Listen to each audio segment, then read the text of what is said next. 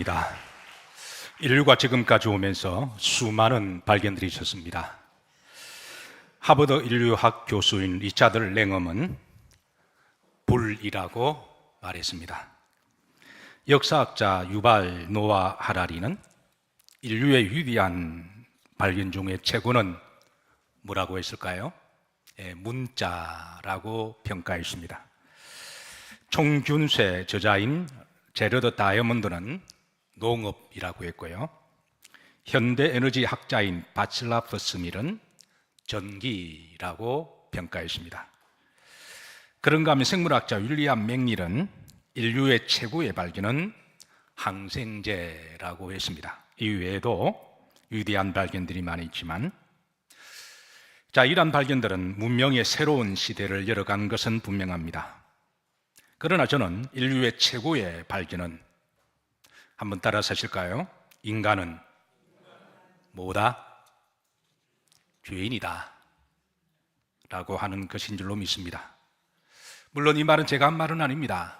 바로 하나님이 하셨어요. 그리고 이 말을 바울은 로마서에서 다시 한번 이 말씀을 선언하고 있습니다. 자, 로마 3장 9절입니다. 자, 후렴절에 다 같이 한번 합독합니다. 다 죄 아래에 있다. 자, 이 말을 좀 더 우리가 면밀하게 살펴볼 필요가 있습니다. 여기에 다라고 하는 것은 모든 사람, 모든 인류를 말하는 말입니다. 히포라고 하는 말은 아래에 라는 말이기도 하지만, 이것은 원죄의 본성의 지배를 받는 의미를 가지고 있습니다. 죄를 하말티아니라 그랬습니다. 원래 이 하말티아라의 원래의 뜻은 하나님과의 관계가 잘못되어진 상태, 그러니까 하나님으로부터 점점 멀리하고 싶은 그런 상태를 이야기합니다. 여러분, 오늘 성일입니다. 성일은 하나님께 가까이 오는 날인 줄로 믿습니다. 하나님이 집에 오실 때 여러분 기쁘게 즐겁게 오신 줄로 믿습니다. 근데 원래 죄의 본성은 하나님께 가까이 오면 뭔가 좀 부담스럽고 뭔가 좀 멀리하고 싶은 그런 성질을 가지고 있음을 일러주는데요. 자, 그 다음에 이제 에나이 있다라고 하는 비동사는 지금 현재 매 시대마다 살아가는 사람들의 존재 상태를 이야기합니다. 자, 본절에서 가장 중요한 핵심 단어는 바로 죄라고 하는 단어인데요. 자, 이는 하나님과의 관계가 잘못되었고 하나님으로부터 점점 멀리하고 싶은, 하나님의 영광으로부터 멀리하고 싶은 그 죄의 성질을 이야기하고요. 그리고 아래라는 말은 바로 이제 그 죄의 원죄의 본성 지배 아래 살아간다라는 의미가 있습니다. 즉, 본문을 해석하면 이렇습니다. 인류 모든 사람은 하나님으로부터 관계가 잘못되어서 원죄의 본성의 지배 아래 살아가고 있는 실존의 상태를 일러주고 있습니다. 자, 당시 바울은 로마 사람들에게 1장입니다. 모든 사람들을 향하여 당신들은 죄인입니다 라고 고발했습니다. 그러자 당시 로마에 사는 사람들은 화를 내면서 이렇게 반문합니다. 왜 우리가 죄인이야? 라고 반문합니다. 그래서 바울은 그 죄를 부인하고, 어떤 사람은 죄인이자 말하니까 화를 내고 그런 사람도 있었는데요. 자, 그래서 저들의 삶의 현장 가운데 엄밀하게 범죄하는, 어떤 사람 아예 드러내놓고 각종 죄와 잘못을 범하는 범죄 팩트 리스트를 하나하나 증거로 제시하는데요. 그 증거가 바로 로마서 1장 18절에서 32절까지입니다. 자, 우리는 이미 적지 않은 시간을 통하여 이 30가지의 이 원죄의 본성대로 드러나는 죄의 팩트들을 살펴보았는데요. 사실 이 인류에 처음으로 죄를 고발하고 드러내신 분은 하나님이시고, 이것을 알려주시는 곳은 성경밖에 없습니다. 죄의 성질은 철저하게 자기를 감추고 드러나지 않는 부분에 있어서 그동안 사람의 그 영혼 속에 정체를 감추고 뱀처럼 숨어 지냈는데 바울은 이 부분을 하나하나 다 끄집어냅니다. 그게 바로 이제 첫 번째 18절에 보면 하나님을 영화롭게 하지 아니하고 하나님과 멀리 떠나고자 하는 그 바로 하말티아의 성질부터 시작해서 이제 30번째 양심의 법을 버리고 죄를 짓는 것까지 이것을 하나하나 드러냅니다. 우리는 지난 한 6개월 동안에 이 부분을 드러냈는데요, 이 죄의 민낯을 드러내고 폭로할 때 아마 로마 사람들은 굉장히 듣기 싫어했을 거예요. 왜냐하면 원래 그 죄가 드러날 때는 그게 누구나 다 그 부분에 대해서 인정하고 싫어하는 걸 좋아하지 않아서, 그럼에도 불구하고 바울은 당신들은 죄가 없다라고 이야기하니까 이 부분들을 하나하나 드러내면서 죄의 민낯을 드러내면서 결국 로마 사람들이 이 죄의 항목들을 보면서 자신들이 죄인이 아니라는 것을 부인할 수 없도록 그렇게 바울은 하나하나 항목들을 드러냅니다. 자, 그래서 당시 사람들은 이런 저들이 부인할 수 없는 죄의 항목들을 하나하나 드러낼 때 저들은 비로소 인정하게 되는데요. 자, 이제 문제는 2장으로 넘어가면서 유대인들은 이렇게 대답합니다. 우리는 이방인과 다르다. 우리는 죄 아래 있지 있다라고 또 주장하는데, 그 이유는 우리는 하나님이 택한 선민의 백성이고, 그리고 하나님의 말씀을 가지고 있고, 우리 몸에는 구원의 표식이 있는데 그게 바로 할례다라고 주장하며, 우리는 저들과 다르다라고 주장하자 바울은 여기에 대해서 정면으로 반박합니다. 너희들도 죄인이다 라고 선언합니다.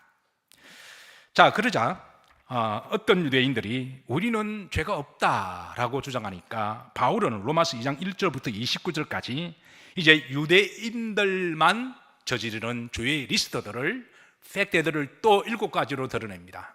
한번 보시죠. 자, 남을 정죄하고 판단하는 죄, 하나님의 인자심을 긍휼을 이용한 죄, 불의를 따른 죄, 간교하게 도둑질하는 죄, 엄밀하게 성적으로 범죄하는 죄, 하나님의 영광을 가리운 죄, 율법을 가지고도 율법대로 살지 않는 죄. 자, 이렇게 그 팩트들을 드러내자 어떤 유대인들이 이렇게 궤변을 드러놓습니다. 자, 로마서 3장 3절부터 8절까지인데요, 우리가 이 부분은 지난번에 살폈습니다. 어떤 유대인들은 이렇게 말합니다. 서로 우리가 그런 죄를 지었다고 합시다. 그런 하나님 우리를 선택해 주셨기 때문에, 우리는 하나님의 선민의 할례 표식이 있기 때문에 그런 죄를 지어도 우리는 진노 아래 있지 아니하고 죽어도 구원받습니다. 여러분 어디서 많이 들어본 이야기죠. 구원파들이 하는 말과 똑같습니다. 우리에게는 할례의 표식이 있습니다 라고 이야기하자 바울은 그거는 궤변이다 라고 정면으로 풀어줍니다. 그리고 한마디로 말을 하면 죄에 대하여 심판을 행하심이 하나님의 공의임을 드러냅니다. 자, 오늘은 이어서 바울은 2가지를 선언합니다. 로마서 3장 9절에 보시면, 자, 후렴절입니다. 뭐 하였느니라? 선언하였다. 자, 여기에 대해서 이제 2가지를 선언하는데요, 첫 번째는 따라서 하십니다. 다 죄 아래에 있다. 자, 이 부분에 대해서 현대신학의 거장이라고 불리는 에밀 브루너는 이 선언은 인간 실존, 인간 존재에 대한 선언문, 죄에 대한 죄인의 선언문이라고 주의를 납니다. 자, 바울은 여기에서 3장 9절을 보면 여기에서 그 앞에 우리는 이라고 합니다. 즉 바울은 자신도 포함해서, 그러니까 지금 바울은 이방 사람들만 죄인이라고 말하는 게 아니라, 유대인들만 죄인이라고 말하는 게 아니라, 자신은 비록 하나님의 사도임에도 불구하고 자신을 포함해서 나도 죄의 본성 안에 살아가고 있다라고 선언합니다. 사실 매 시대마다 복음을 전하기 힘든 것은, 사람은 기본적으로 자신이 죄인이다라는 말을 들으면 기분 좋아하는 사람은 한 사람도 없습니다. 아마 제가 지금까지 복음을 전하면서 어쩔 수 없이 복음을 전하려면 이 신앙의 시작은, 복음의 시작은 내가 죄인임을 인정할 때, 그때부터 시작하는데요, 이것을 전하면 기쁘고 즐겁게 받아들이는 사람 제가 한 사람도 보지 못했습니다. 원죄의 죄의 성질은 우리는 죄인입니다 라고 이야기하면 별로 기분 좋아하지 않습니다. 그런데 드러내놓고 좀 더 직설적으로 당신은 죄인입니다 라고 이야기하면 이거는 더 싫어합니다. 아마 오늘 이 시대에 세상 사람들이 교회에 대해서 부담을 가지는 것은 교회가 전해야 할 복음의 전 단계가 있다면 바로 모든 사람은 죄인이다라는 말을 전해야 되는데요. 그러니까 그런 말에 대해서 교회에 대하여 저항의식을 가지고 있습니다. 아마 오늘 시대에 사람들이 목회자에 대해서 별로 좋아하지도 않고 목회자가 인기 없는 것은 목회자가 복음을 전하기 위해서는 어쩔 수 없이 이 복음을 전해야 되는데 죄인입니다 라고 이야기하면 아마 별로 좋아하지 않기 때문에 저는 목회자가 인기가 없다라고 생각합니다. 사실 사람들은 태어날 때부터 자신이 죄인인 것을 알지 못하고 태어납니다. 그런데 언젠가는 교회에 나오게 되면 가장 많이 듣는 말 중에 하나가 나는 죄인입니다 라는 말이기도 하고요.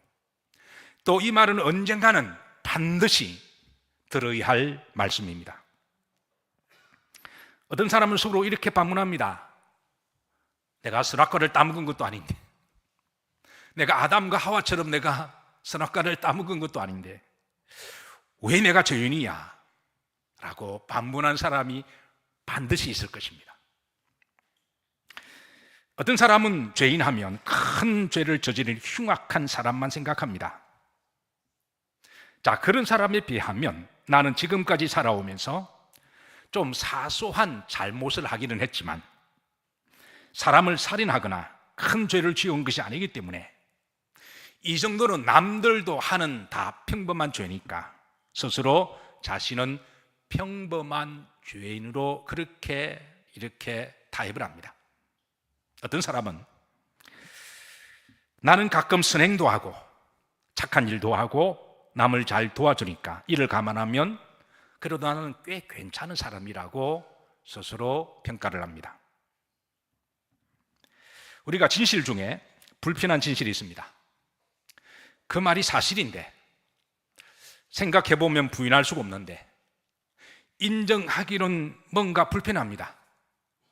인정하기는 뭔가 기분이 안 좋습니다. 그 불편한 진실 중에 하나가 바로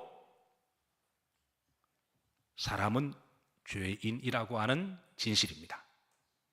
좀 더 정확하게 이야기하면 나는 죄인이다 라고 하는 부분입니다.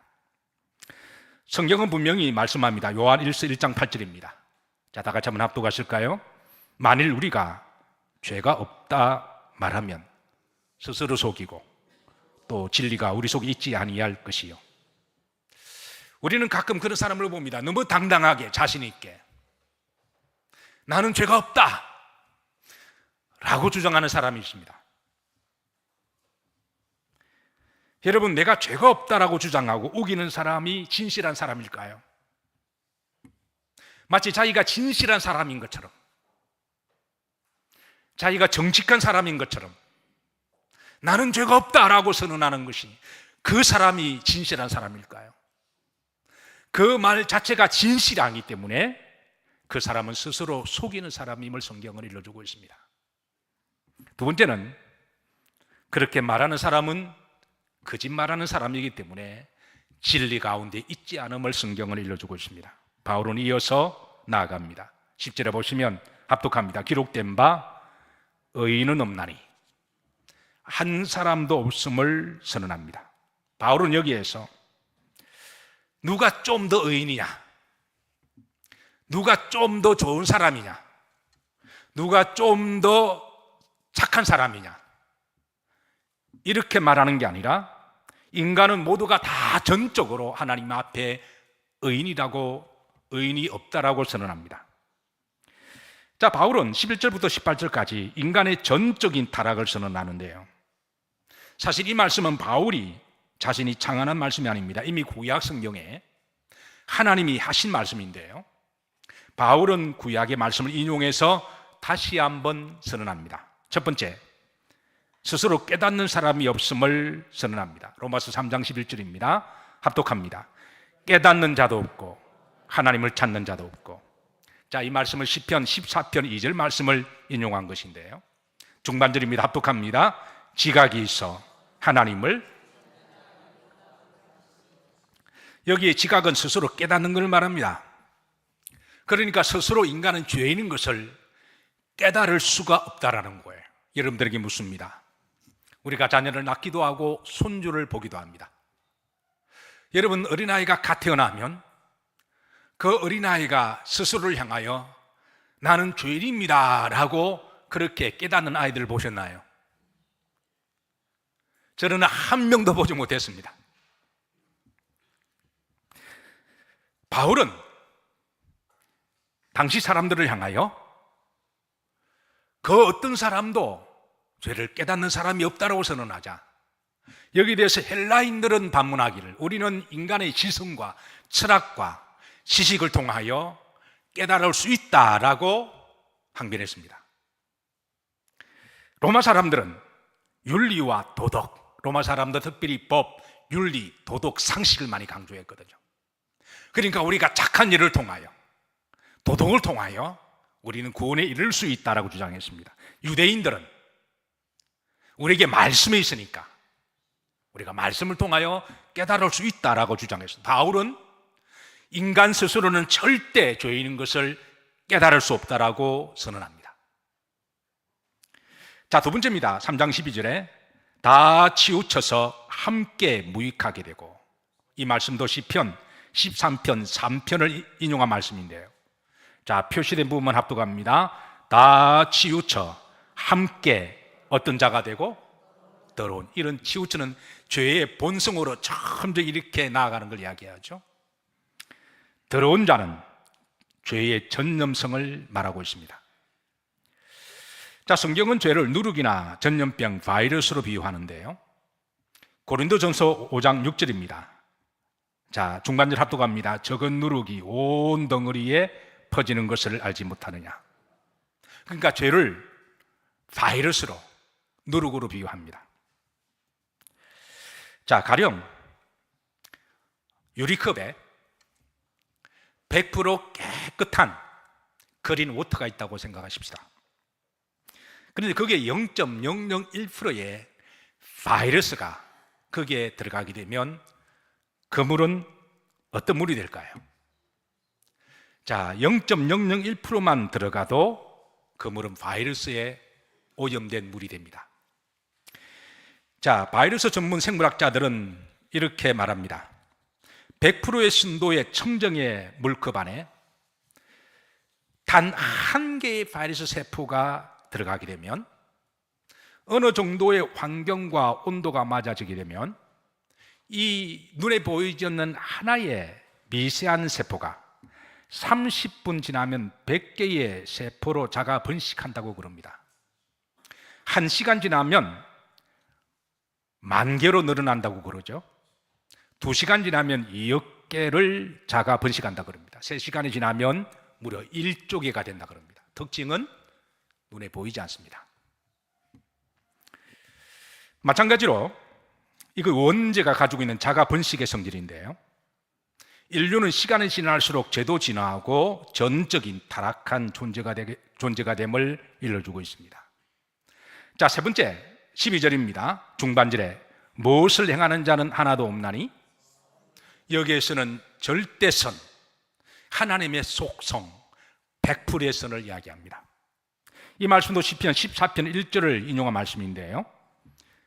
후렴절입니다. 합독합니다. 선을 행하는 자가 하나도 없다.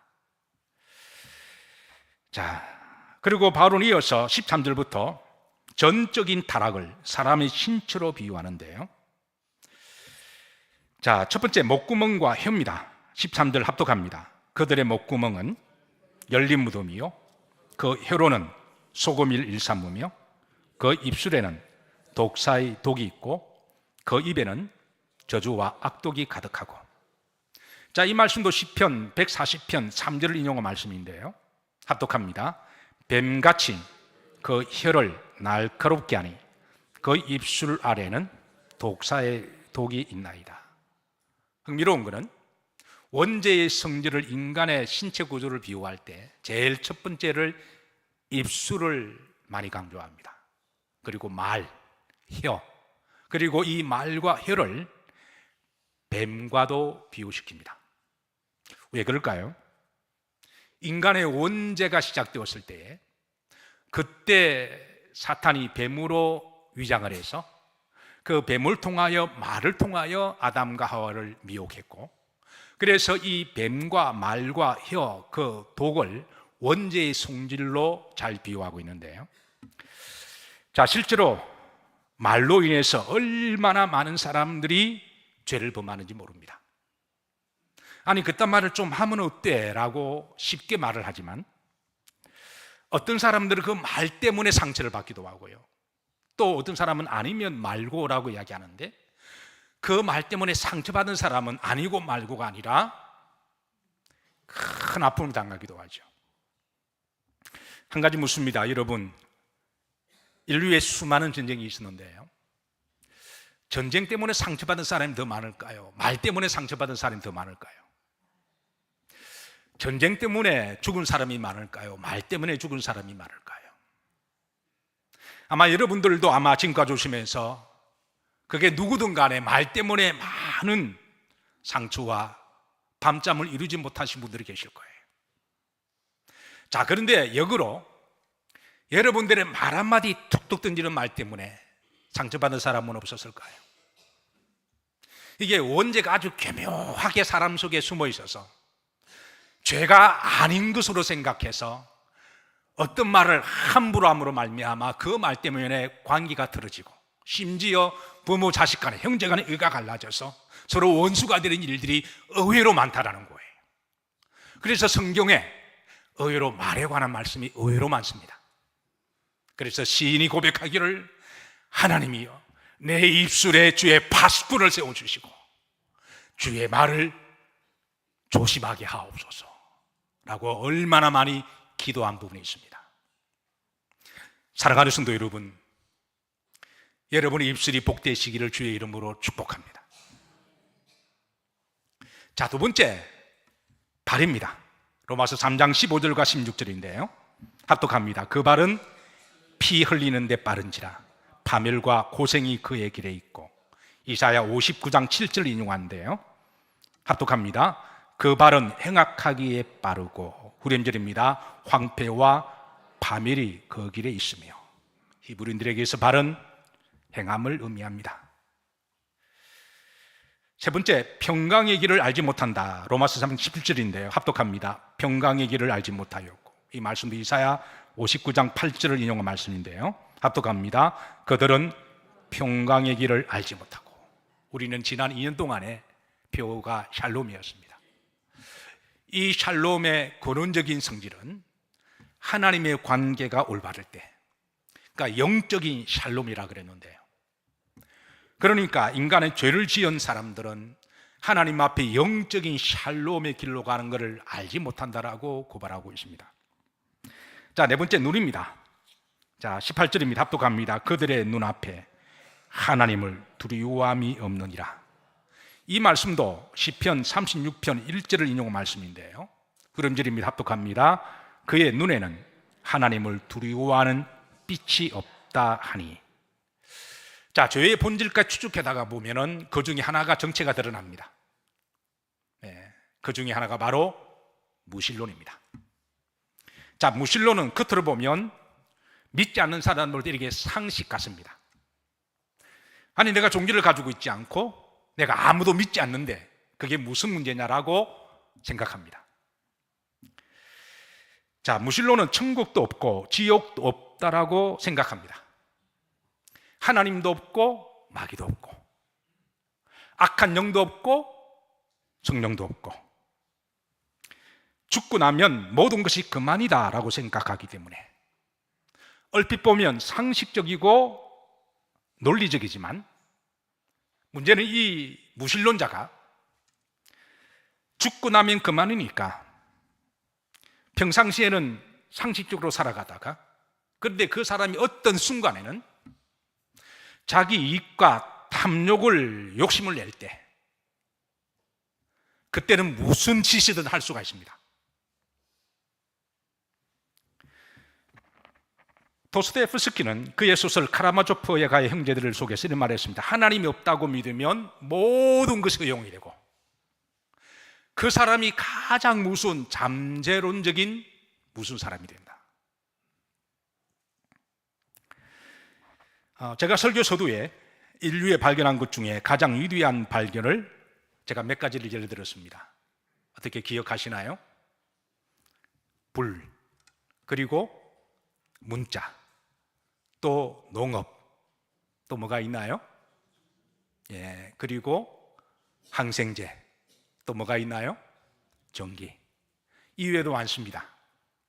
정말 이런 것들은 인류의 문명 발전사를 바꾸는 위대한 발견이긴 하지만, 그런데 인류에 아무리 불과 도구와 문자를 가지고 발전을 이뤘다고 할지라도 자신이 죄인이라는 것을 모르면 그 사람은 구원이 없습니다.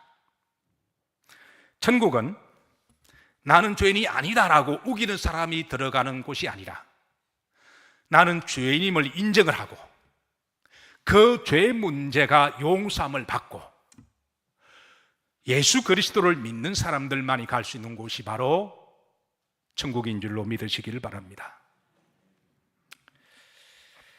저는 우리 기독교 신앙은 시작은 정확하게 말하면 어디부터 시작하느냐?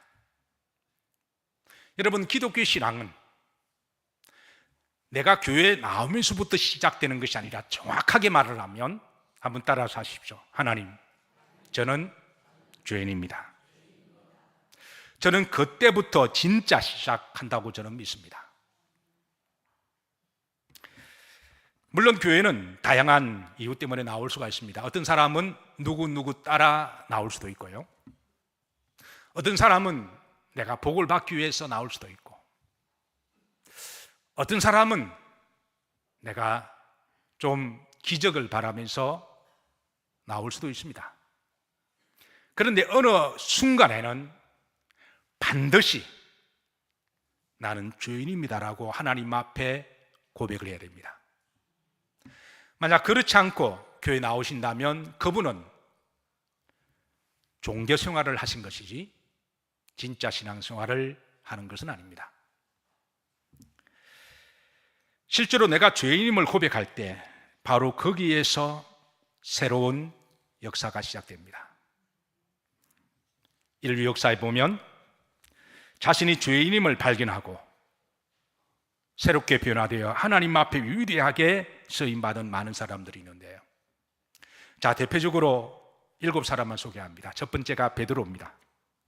자, 베드로는 주님을 만나고 이렇게 고백합니다. 합독합니다. 누가복음 5장 8절입니다. 시몬 베드로가 이를 보고 예수님의 무릎 아래 엎드려 이르되 주여 나를 떠나소서 나는 죄인이로소이다. 그러니까 베드로의 진짜 신앙생활은 주의 말씀을 듣고 바다에 가서 그물을 내렸더니 고기를 많이 잡고 내가 엄청 돈을 벌었다가 아니라, 내가 죄인입니다라고 고백하는 바로 그 시간에서 진짜 주님을 만나게 됩니다. 사도 바울입니다. 디모데서 1장 15절입니다.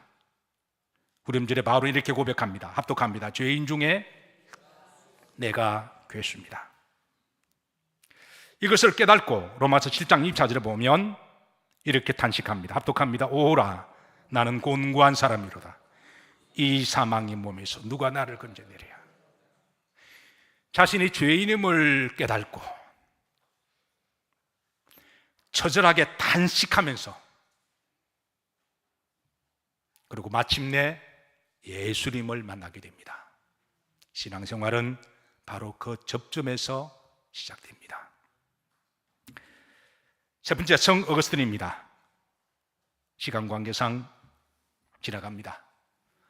네 번째, 존 버년입니다. 그리고 다섯 번째, 존 뉴턴입니다. 아시다시피 오늘 우리가 들었던 찬양, 나 같은 죄인 살리신, 누가 작사한 건가요? 존 뉴턴입니다. 극악무도한 노예 상인이었던 그 마귀와 같은 그런 사람이 어떻게 변화가 되었을까요?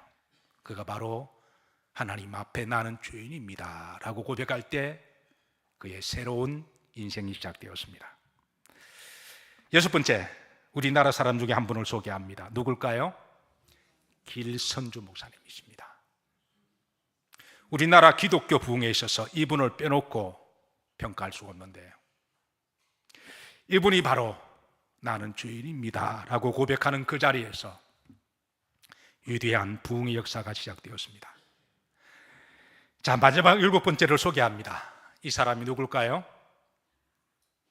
매 시대마다 하나님을 믿는 성도가 되어야 되고, 그리고 여러분과 저가 되어야 합니다. 저는 이 세상에서 가장 위대한 발견은 모든 사람이 죄인입니다라가 아니라 제가 죄인입니다, 이런 고백이 되어야 된다고 믿습니다. 그 시간부터 우리는 진정한 회개가 시작됩니다. 아마 여러분들 중에 이미 나는 죄인입니다를 발견하신 분들은 그분은 이미 믿음이 좋은 사람들이고 신앙생활을 첫 단추부터 잘하신 것입니다. 그리고 그분들 중에 반드시 부인할 수 없는 사실은 내가 죄인입니다라고 고백하는 것은 말로만 끝나는 게 아니라 성령께서 어떤 식으로든 회개의 영을 불어넣어 주셔서 누가 있든 없든 간에 하나님 앞에 눈물과 콧물을 달리게 하시고 회개하는 영을 주셨고 그거를 경험하신 줄로 믿습니다. 만약에 이런 진정한 회개의 영을 받지 못하셨다면, 나는 죄인이다라고 인정을 했는데 하나님 앞에 처절하게 부르짖고 탄식하는 바울처럼 하나님 앞에 눈물 콧물을 흘려본 적이 없다면 여러분 다시 한번 신앙을 점검하셔야 됩니다.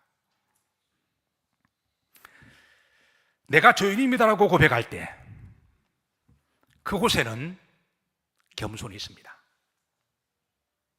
유대인들의 별명이 바울이 2장 1절에 전하기를 너희들은 하나님을 믿는다고 하면서도 선민이라고 하면서도 하나님의 말씀을 가지고 있다고 말하면서도 그리고 할례를 가지고 있다고 말하면서도 바울은 유대인들을 향하여 세상 사람들은 너희를 대하여 뭐라고 부르는 줄 아느냐, 유대인들의 별명을 드러냅니다. 세상 사람들이 너를 향하여 판단하는 사람아, 너 판단하는 사람아 라고 드러냅니다. 우리가 정말 내가 죄인임을 고백하고 하나님 앞에 눈물 콧물 흘리며 다 회개했다면 그 사람은 하나님 앞에 사람 앞에 겸손할 수밖에 없습니다. 내가 죄인인데 누구를 판단하리요? 누구를 정죄할까요? 거기에는 오직 하나님의 긍휼밖에 없고 하나님의 은혜밖에 없습니다. 내가 죄인임을 고백한 사람들에는, 그 사람들의 입술에는 남을 정죄하거나 판단하거나 비판하지 아니하고 하나님의 긍휼이 있고 하나님의 은혜가 있고 하나님의 사랑이 있고 하나님의 용서가 있습니다. 그게 회개한 자의 드러나는 삶의 모습들이죠. 사랑하는 성도 여러분, 어느 말이 더 진실한 말일까요? 나는 죄가 없다, 이 말이 더 진실한 말일까요? 나는 죄가 없다라고 우기면서 나는 죄가 없다, 나는 당당하다, 여러분 이런 사람이 진실한 사람일까요? 아니면 머리를 숙이면서 나는 죄인입니다, 나에게는 긍휼이 필요하고 나에게는 하나님 은혜가 필요합니다, 나는 하나님의 긍휼이 없이는, 나는 하나님의 은혜가 없이는, 이거는 하나님뿐만 아니라 인간관계에서도 마찬가지입니다. 나는 당신의 은혜와 용서가 없이는 나는 살아갈 수 없습니다. 이렇게 말하는 사람 중에 누가 더 진실된 사람이고 누가 더 복된 사람일까요? 나 같은 주인 살리신 존 뉴턴이 나이가 80이 넘어가면서 이제 사람이 나이가 들면 이제 점점 몸도 허약해지고 기억력도 점점 빠져나가기 시작하는데요. 지금으로 말을 하면 소위 치매기가 찾아왔습니다. 길을 가다가도 길을 깜빡깜빡하기도 하고요. 어떤 경우는 집도 제대로 찾아오지 못하기도 하고, 친한 사람의 얼굴도 잘 알아보지 못하기도 하고, 심지어 자신의 이름도 잘 잊어버리기도 하고, 사랑하는 가족들의 얼굴도 깜빡깜빡하기도 하고. 그래서 이런 모습을 본 주변의 친구들이 너무나 안타까워서, 존 뉴턴, 당신이 얼마나 대단한 사람이며 당신이 작곡한 내 같은 죄인 살리신 그 곡으로 말미암아 시대를 뒤집어 놓았는데 그런 위대하고 그렇게 거룩한 사람인 것을 알지 못하는가라고 물었더니 그 존 뉴턴이 이렇게 말을 했대죠. 나의 기억력은 점점 사라져서 내 주변의 사람들도 심지어 나의 이름도 잊어버리게 되겠지만 나는 내 인생 가운데 단 2가지는 나는 절대 잊지 않고 살아갈 것입니다. 첫 번째가 따라서 하십니다. 나는 죄인이라는 것과, 두 번째는 예수 그리스도는 나의 구주라는 것입니다. 여러분, 우리가 하늘나라 갈 때는 이 2가지만 있으면 되지 않을까요? 말씀을 정리합니다. 이 세상에는 참 위대한 발견들이 많습니다. 그런데 저는 가장 위대한 발견은 하나님 앞에, 하나님, 저는 죄인입니다. 예수 그리스도가 없이는 나는 구원받을 수가 없습니다. 주의 은혜와 긍휼을 구합니다. 여러분, 이 놀라운 발견을 이미 하신 분들은 믿음이 좋으신 분들이고, 앞으로 이 발견을 꽉 붙드시고 살아가시고, 아직 혹이라도 이 발견하지 못하신 분들은 이 위대한 발견으로 여러분들을 초대합니다.